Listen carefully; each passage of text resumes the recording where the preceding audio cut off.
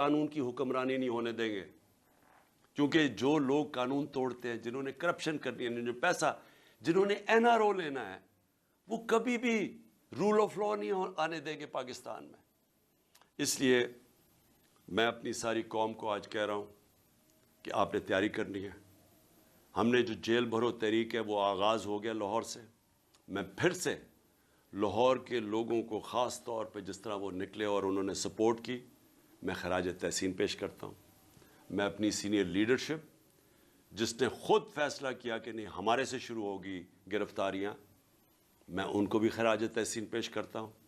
اور جو مجھے کل ابھی سے میسیجز آ رہی ہیں پشاور سے کہ ساری لیڈرشپ وہاں بھی تیار ہے اور عوام بھی تیار ہے جیلوں کے لیے، میں ان کو ابھی سے خراج تحسین پیش کر رہا ہوں۔ اور انشاءاللہ حقیقی آزادی، یہ حقیقی آزادی کی تحریک ہے۔ یہ اصل میں جو ہماری آزادی ادھوری رہ گئی تھی 1947 میں، جب ہم پوری طرح آزاد نہیں ہوئے تھے۔ لا الہ الا اللہ کا مطلب ہماری قوم کو پوری طرح سمجھ نہیں آیا تھا۔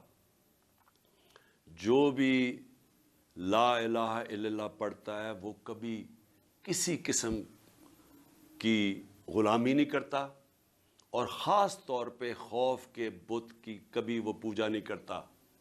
قرآن کی آیت ہے جو لوگ ایمان لے آئے اللہ ان کے خوف دور کر دیتا ہے۔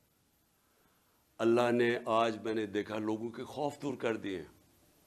میں نے وہ لوگوں کو جو آج دیکھے سینز، میں اللہ کا جتنا بھی شکر ادا کروں وہ کم ہے، کیونکہ اللہ ہمیں اس حقیقی آزادی کی طرف لے کے جا رہا ہے جو صرف خوف کی وجہ سے ہمیں جس کی وجہ سے غلام رکھا تھا۔ پاکستان زندہ باد۔